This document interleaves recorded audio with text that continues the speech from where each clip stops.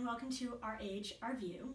I'm Julie Connors. I'm sitting here with Cynthia Healy and Meg Connors, and today we're going to talk about assisted living and when is assisted living a good option. I think too often, as we've been talking about, the old thought process of, oh, I don't want to put mom or I don't want to put dad in a home is a terrible thing, doesn't really apply any longer. Assisted living can be a wonderful option. When does that happen though? When do we need to start talking about assisted living?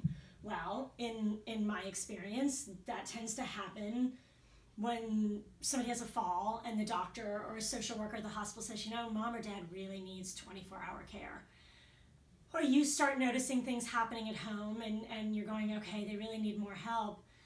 Well, as we all know, the cost of in-home care can be really expensive. And at some point, the cost of assisted living might be a much better option than 24-hour care. It's usually a fraction, a third to a half of what a monthly cost, at least around here, of in-home care would be for 24/7 care.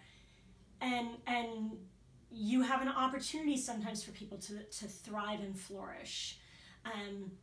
And so I think that's what's important that we talk about is the successes that people can have when you transition from home into assisted living, even when they may not want that, and what the benefits could be. So as an example, I had a 95-year-old client who had lived on his own his whole life, never married, very independent, and he started to have memory loss issues. And there was a concern that he would leave a gas stove on or something like that.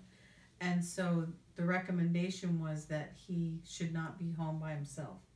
So we offered for him to go to an assisted living facility, and initially he was against that.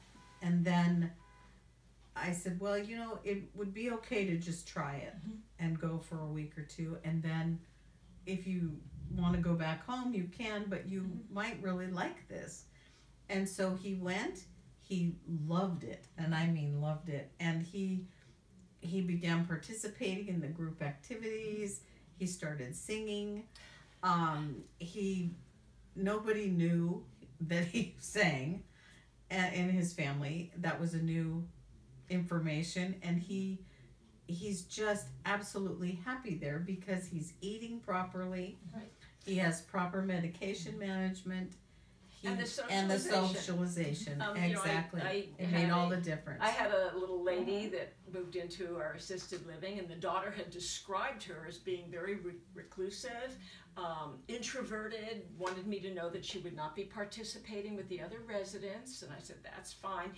And actually the lady turned out to be incredibly sociable, started wearing lipstick, dressing nicely, and became actually one of our more extroverted residents. Which is all information for you, in that today's world is just so very different than it used to be. And if you have any additional questions about assisted living or when to make those decisions and see what opportunities are out there, please feel free to email us at cynthiahealy2018 @gmail.com, and thank you for being with us today.